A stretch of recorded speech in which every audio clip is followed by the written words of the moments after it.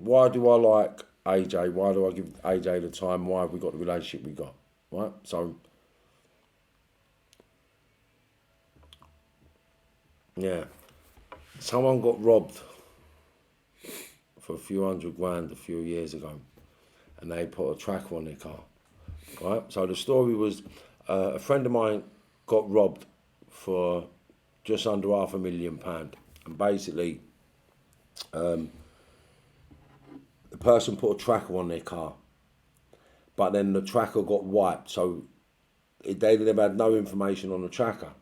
But fortunately for my mate, I helped design this said tracker, or the workings for the trackers, right?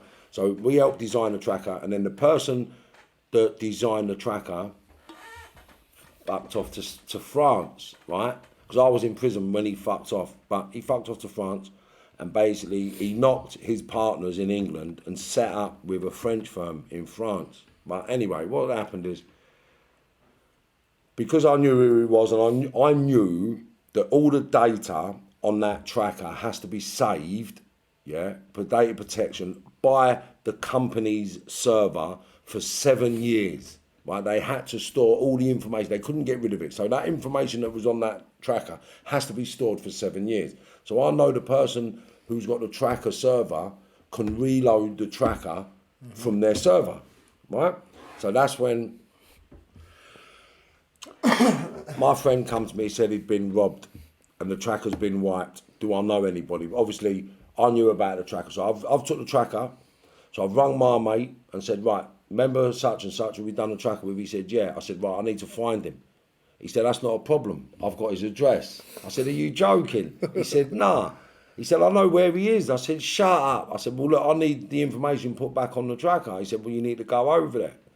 So, France, Paris, here we come, right? So, obviously, there's a lot of money at stake. I've been told I can have the money, yeah, because all the guy wanted was to find out who nicked his gear, right? Who nicked the Reddies, right? So I said, lovely, fair enough, not a problem. So I rang a friend of mine and I said, do you come into France? We've got to go and collect this bit of thing, do this bit of graft, get this Reddies. They said, no, I'm not coming. I won't mention who it is because they might get upset. But yeah, he said, I ain't going over there, you're off your fucking head. You're going to France, are you mad? What, Paris?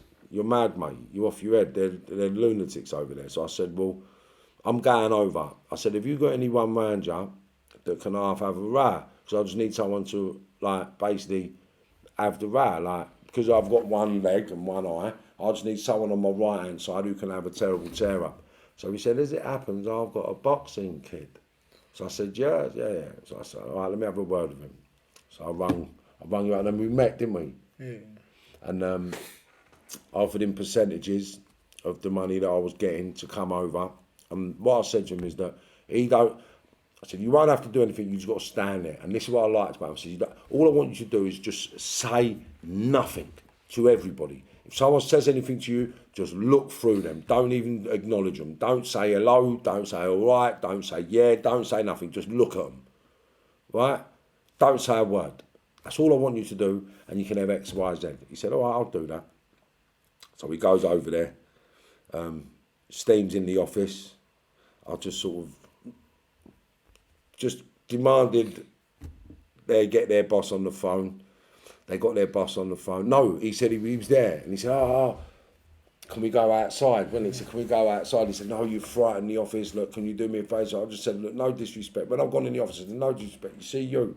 Yeah, you owe me, I can't remember how many millions I told him, but I said, I think about 4 million quid. I said, I've been robbed for 4 million quid. And if you don't put that information back on this device, the bill's down to you. Obviously, he said, can you go outside? I'll be out in a minute.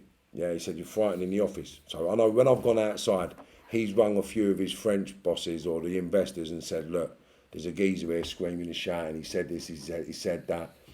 Obviously, they've either told him who I am, what it is, and what's going on. So they've just said to him, load it back up, give it back to him. When we went back in there, he said, yep, there you go. But the moral of that story was that we went into one of the deepest, darkest areas in Paris to stick it on a naughty firm that I thought we was going to have a bit of ag, but nothing we couldn't walk away from. And AJ stood staunch, stood firm, and impressed me with that stare. You know, like not even though, because I can't help smiling when I get a bit nervous, yeah, and it just makes me smile. But the way you just stood in that gaff and just sort of looked at everyone, I thought, this kid's just sick. I like this kid.